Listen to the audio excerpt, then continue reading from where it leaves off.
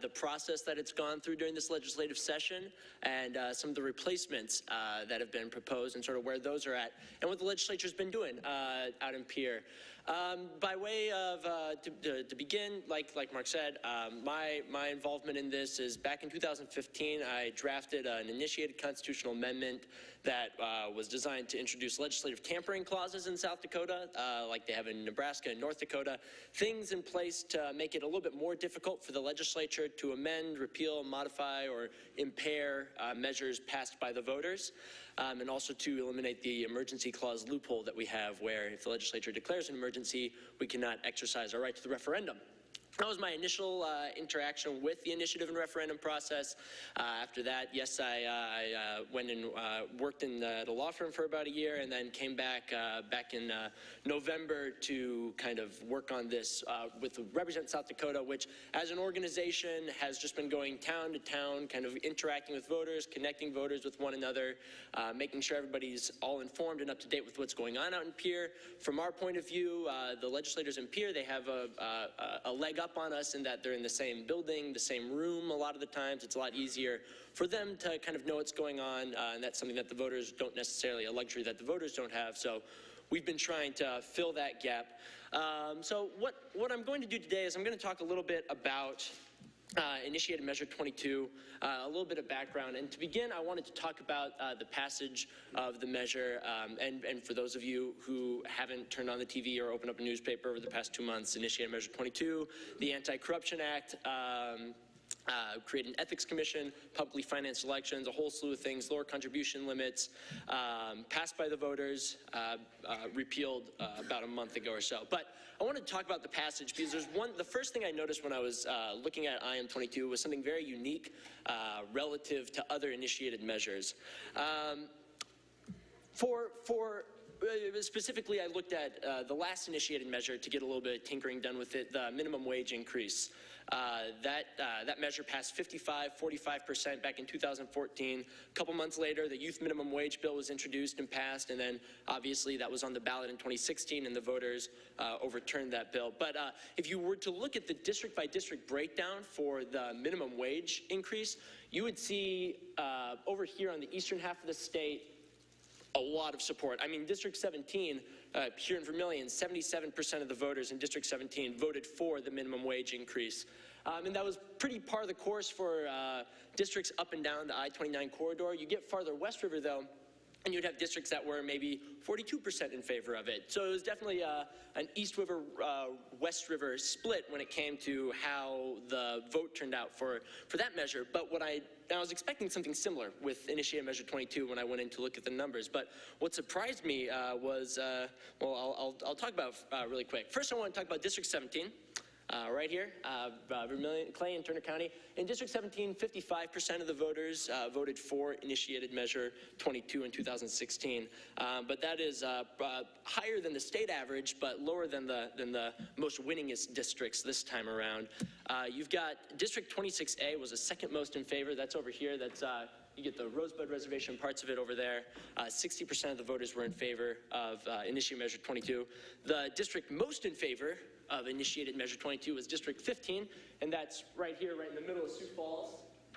And so both of those are pretty, usually Democratic-leaning districts. But the very interesting thing was the third most winningest district for initiated Measure 22 was District 35, which, as you can see, is right out here in Rapid City area, a conservative-leaning district, but 60% of the voters voted for initiated Measure 22. Very, very interesting is that all of those districts in and around Rapid City, including District 31 up there, voted for initiated Measure 22 at rates, 57% of the vote, 55% of the vote, well above 52%, which was the statewide result at the end of the day. So what I noticed when I was looking at IM22, the breakdown is that throughout the entire state, you had these districts that were maybe getting up to 60s, but then the districts that were not necessarily in favor of IM22 with a majority vote were still somewhere around 48, 47% at the end of the day. I think the lowest was 46% in District 24 there. But interesting that unlike initiated measures in the past where you really kind of have maybe one side of the state turning out a lot of votes in favor of it, relative to the other side, you saw a baseline support in Democrat-leaning districts, Republican-leaning districts, which kind of opened up the discussion of, well, so when it comes to who voted for IM22, you have people from independents, Republicans, Democrats, all across the board were voting for this measure in a very clear and loud way. But to go through a little timeline, post-election timeline breakdown for you, on November 28th, IM22 passed. That was with 52% of the vote. Took a lot of people by surprise, myself included, when the results all came in. And November 23rd, a group of legislators filed a lawsuit against IM22. This was Curd et al. Versus the state of South Dakota. The case is now moot because the law no longer exists. But this lawsuit was filed by a group of legislators, some of their spouses, and the Family Heritage Alliance, an organization all against the Attorney General, Marty Jackley, was obviously defending the law at that point since it was South Dakota state law. On December 6th, this was kind of the first shakeup that I noticed in the news. This was Governor Dugard's budget address when he maybe infamously stated that the voters were hoodwinked into voting for Initiated Measure 22 by scam artists. That kind of, from my perspective, watching all this unfold, because before, up until December 6th, I was still just a volunteer with Represent South Dakota. I hadn't stepped into any organizing position, but this is kind of where you saw the news media really pick up on, well, is this going to be another, is this going to be like the youth minimum wage? Is this going to be another one of those sort of uproar backlashes from the voters? And it really was. December 9th, you've got the injunction coming down from Judge Mark Barnett in, I believe, Hughes County. This stayed IM22. So as of December 9th, 8 days after November 8th, IM22 went into effect. And then as of December 9th, it ceased to be in effect. It was stayed pending an appeal to the state Supreme Court, which was filed towards the end of January, but it never made its way to the Supreme Court.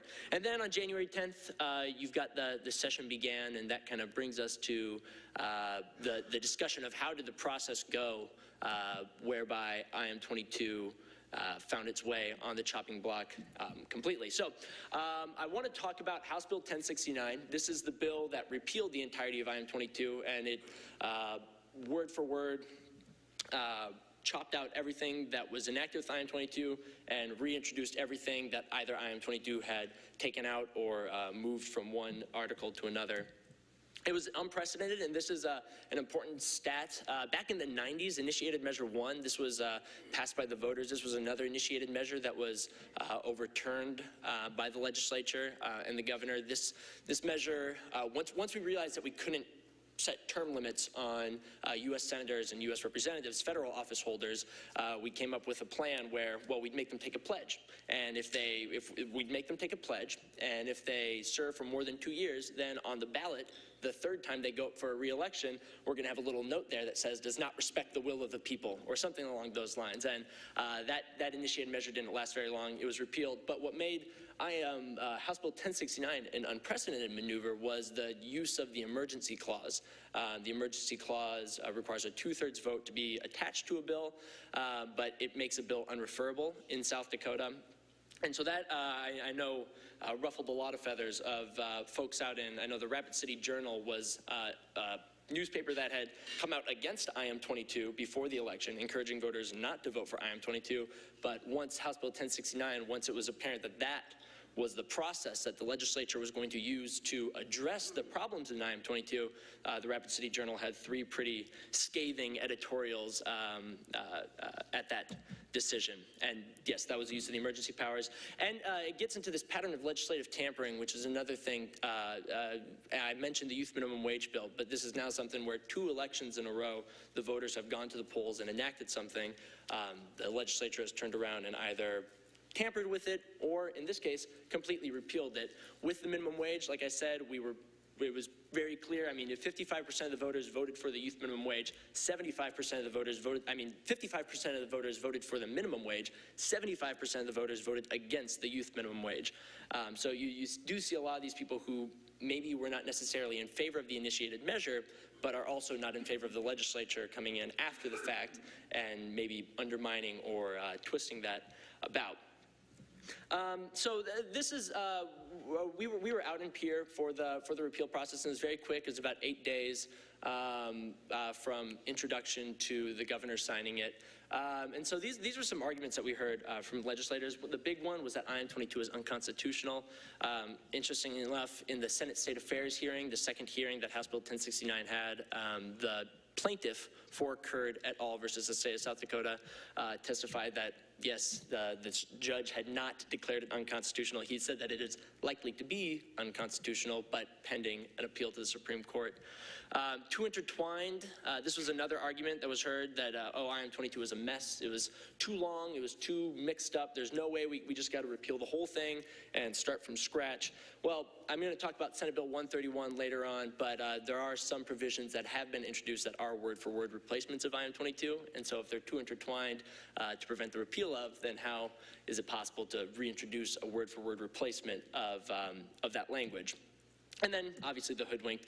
There was a massive amount of outpouring that we saw from volunteers. I mean, if you opened up the Argus Leader any day of the week during the end of January, you'd see upwards of 5 letters to the editor there of voters expressing their disinterest. And these were our arguments from our side of things. Because, I mean, one thing that people agreed on at the very beginning was that there very well could be issues with IM22, with the way it's written, with the way that it's implemented, and they should be addressed. But our argument was that the way House Bill 1069, the complete and total emergency repeal, was overreaching and far too reactive.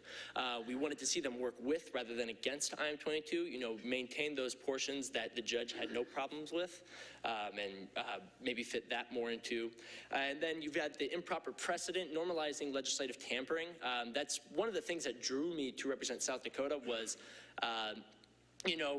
regardless of how it turns out, we can't let them, we can't let there get this pattern of the voters enact something, the legislature comes in and overturns or repeals it in a pretty major way without the voters expressing their frustration with that. So that was one thing, is that at the very least I can, shake my fist and let people know that myself and a large group of people in South Dakota are not happy with the way that this planned out. And it was unnecessary. And that was the argument that we relied on a lot in testimony, was that there were many provisions of IM22 that received no negative treatment, things that the judge didn't have a problem with, things that not a single legislator brought up issue with, things that didn't need to be repealed at the end of the day, but were ultimately repealed. And I'll talk about the specifics of those here, but first I wanted to talk about the replacement efforts, because what we heard most of all, time and time again, throughout the entire process was, trust us, we're going to repeal the whole thing, and then we're going to replace it, and we're going to respect the intent of IM22, we're going to respect the intent of the voters. It was already pretty clear at the very beginning that this was going to be a tough task.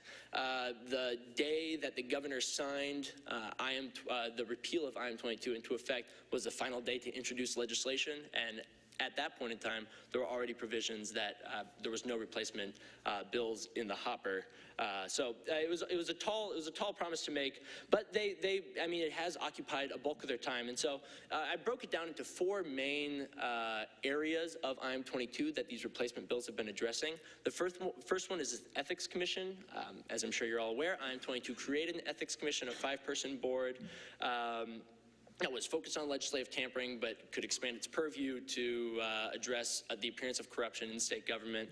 It had an anonymous tip line, a lot of neat bits in there. And so the first replacement we had was Senate Bill 53, and I called it the Partisan Ethics Commission because the way IM22's Ethics Commission was staffed, you had the Senate Majority Leader would come up with 10 individuals, and the governor would pick 1 person from that list. The Senate Minority Leader would do the same.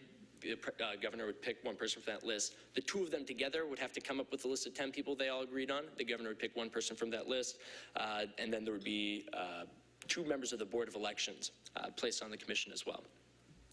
In Senate Bill 53, for starters, the Secretary of State would automatically be sitting on the position.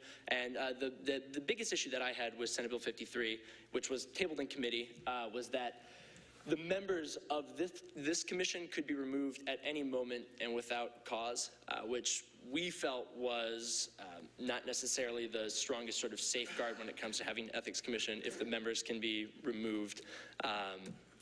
with very little leeway. And then you have House Bill 1076. This one is still alive. This one was introduced by Representative Karin Soley, and has bipartisan support. It's been amended recently to the point where this commission would consist of 4 former circuit court or Supreme Court justices. No more than 2 can be from the same political party, all of whom are appointed by the governor. The nice thing about this is that this bill was amended to now include very clear instances where someone can be removed from the Ethics Commission rather than, having it be up to anyone for any reason to be pulling someone from there. So this one is scheduled for its second hearing tomorrow in the Senate State Affairs Committee. The big one, let's see if we can, campaign finance and disclosure. This Senate Bill 54, I made this presentation a while ago, and I wish I would give this a more prominent spot because Senate Bill 54 is quickly becoming probably the final big fight of the in the legislature. This is originally it was a bill introduced by the Secretary of State, campaign finance reform bill. The biggest issue that we have with it is that IM22 set low contribution limits. Senate Bill 54, which a lot of people are calling a replacement for IM22, set much higher contribution limits, and even beyond that, they amend pre-IM22 law. So I want to talk about some of the differences between what IM22 set as far as contributions are concerned and what Senate Bill 54 sets. From political committees to campaigns, IM22 banned the contribution. Senate Bill 54 allows for unlimited contributions from political committees to campaigns. It also redefines political committees to include political parties in Senate Bill 54. Individuals to PACs, IM22 capped it at $2,000, whereas Senate Bill 54 was originally amended to cap it at $5,000, but then recently was amended further to lift it to $10,000.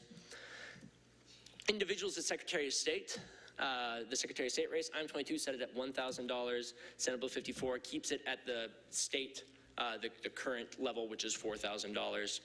And then this is the businesses, corporations, and labor unions. Even before IM22, the donation of contributions from corporations directly to candidate campaigns was banned in South Dakota and in, I believe, a majority of, at the federal level. In Senate Bill 54, it is allowed. And so this is the issue that we have with Senate Bill 54 is that the outcome of this bill is very much the opposite of what IM22 intended, what the voters intended.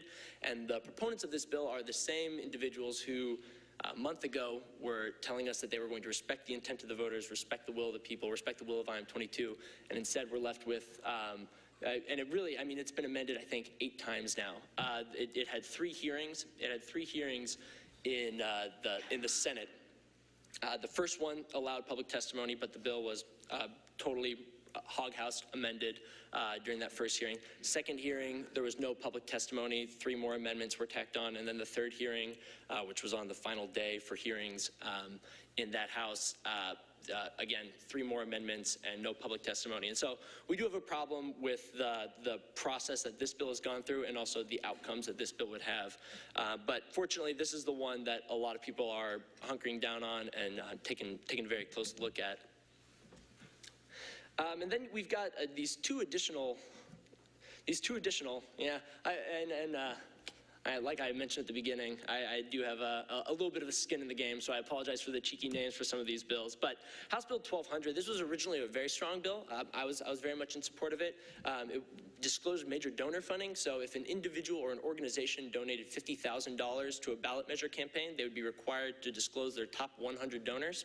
And then if any one of those top 100 donors were organizations that are not required by law to disclose their donors, they would be up to the ballot measure campaign to go find those donors, which, I mean, is a pretty difficult, tall order. And this was introduced by Representative Mickelson up in Sioux Falls. It's been heavily amended to the point where it seems a little bit ineffective, to the point where it's exempting groups from these disclosure requirements. Ultimately, still, it's a step in the right direction. It's a step towards greater disclosure, which is really all you can do with ballot measure campaigns. But That is one thing that is still pending in the legislature. That's going before the Senate Judiciary on the 1st. And then House Bill 1074 was another one that was originally a strong bill. It was intended to limit out-of-state funding coming into ballot measure campaigns, which is of dubious legality, whether or not you can prohibit that in the United States. But the goal was, if you're an out-of-state group, you can only donate so much money into our ballot measure campaigns to kind of prevent this sort of test tube sort of environment that we see a lot of the times on the ballot. But it's been heavily amended with weak and vague definitions to the point where now organizations that are headquartered out of state, that receive a bulk of their money from out-of-state donors, but have a presence in the state of South Dakota, be it before the Secretary of State or in the form of a business, are considered in-state and not subject to these disclosures. So it really gets at, so who's even going to be impacted by these limits at the end of the day? The other thing that's come up is that in the 80s, the Supreme Court ruled very clearly that you can't necessarily limit the amount that an organization can donate to a ballot measure committee. You can limit the amount that an organization can donate to an individual candidate to protect against corruption or the appearance of corruption, but with a ballot measure, there's no person to corrupt, was the Supreme Court's reasoning, and that's why in '81 they said that that is an infringement upon free speech rights. So we're still watching this one. The governor has said that he'd be willing to go to court for this, to take South Dakota to court to defend these out-of-state limits. So we'll see where that makes it next. Senate Bill 54 has not been scheduled yet, but it will be in the House State Affairs Committee, and then the next two will be heard tomorrow morning at 10 a.m. One in the Senate Judiciary, or one's at 3 p.m. and one's at 10 a.m. One in Senate Judiciary and the other in the Senate State Affairs. And then the final one, or lobbyist gift limits, is another one that that was big in IM22. It said a $100. Before IM22, there were no limits. We're the only state to not have very clear statutory limits on these sorts of things. The 1073 it's another one from Representative Mickelson. It's a $100 gift limit, but it exempts meals up to $75, alcohol, perks that are given to others who are officers of boards. So the issue here is that when it comes to disclosure laws and when it comes to gift limit laws, every exception that you put into it is just a little bit of a crack by which organizations can then exploit loopholes, in our opinion. So we'd like to see fewer exceptions, but again, the $100 gift limit is something that the voters enacted with IM22, so it's nice to see that in some form moving forward. And this one as well is going to be in the Senate State Affairs. They've got a very busy day tomorrow. They've got, I think, 6 IM22 replacement bills coming at them. So they're going to be there late into the night. And then the final group of bills that I want to talk about were these revolving door laws. And these are the laws that limit how long an individual must wait after being a legislator before they can become a lobbyist. Before IM22, it was 1 year, and it applied only to legislators, only to elected officials. IM22 changed that to 2 years, and it expanded who it applied to agency heads, highly paid staff persons, members of the governor's office. It expanded that. Senate Bill 131, this is one that I mentioned earlier. This is a great, it's awaiting a House vote, but originally this bill was 2 years, and it only applied to legislators, so a little bit different than what the voters enacted with IM22. Senator Billy Sutton from Gregory introduced an amendment when it was in the Senate State Affairs Committee, bringing back the verbatim language from IM22, and that was approved by the committee. And so now Senate Bill 131 is a word-for-word replacement of the revolving door laws that the voters passed with IM22. So that's a very nice thing to see. As far as respecting the intent of the voters goes, the easiest way to do that is to reintroduce the provisions that the voters voted for. And then 1198 was an additional bill, but it's been deferred to the 41st day after Senate Bill 131. But there were two that made their way into the hopper regarding the revolving door laws. But we're very happy to see Senate Bill 131 moving forward and kind of holding up their word. But like I said, the biggest takeaway is this process of repeal and replace was flawed from the very beginning. Individuals brought it up in testimony. You're asking the voters to trust that something will happen that has not yet happened. It would have been nicer if we had seen these replacements guaranteed to go into effect in certain ways before the repeal of IM22 had happened. But these are some things that were repealed and not replaced. The expanded definition of lobbying, currently in South Dakota, the lobbying laws, they apply to the legislative branch. They govern the lobbying of legislators, but not, there's no explicit expansion of that definition to also apply those laws to individuals lobbying the executive branch, lobbying the governor's office. As one thing that IM22 did was, in a very simple way, just expanded the definition to include those individuals. That's since been repealed and has not been replaced. These lower contribution limits that I mentioned before. Increased financial disclosure. There was one thing that would require that if an individual donates $500 to a campaign, that campaign must release a supplemental disclosure form within 2 days. And easily searchable info. One of the greatest things that I love about IM22 as someone who spends far too much time going through the Secretary of State's website is that it compelled the office within 2 years to create an easily searchable database of lobby disclosure, the funds disclosed by lobbyists, campaign finance. I mean, there are these systems that exist, but I think if you look on there right now, it's like every 4 years they have a new one, a new thing that they're rolling out. So it would have been nice to see that remain in the language, but unfortunately, that's not the case. There is Senate Bill 171, which is a task force. So we'll see what that turns out, but it's looking like that will pass as well, and that's focusing just on IM22.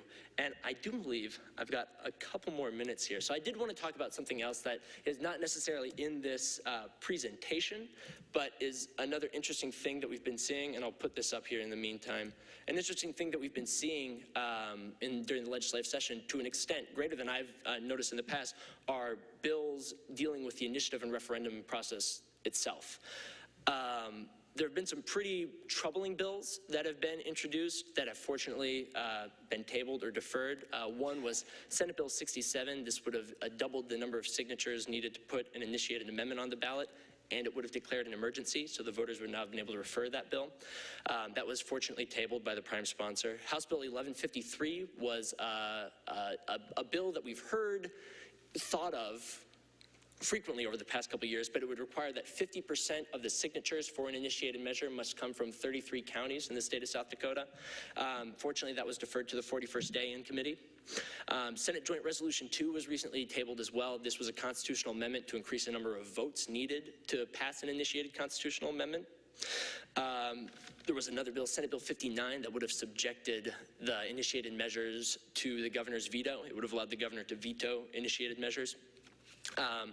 That section of the bill has since been removed, and now all it will do is set the effective date for initiated measures at July 1st rather than 8 days after the election, which, I mean, there definitely needed to be more time in between when a measure is voted on and when it goes into effect, as we saw during the last election.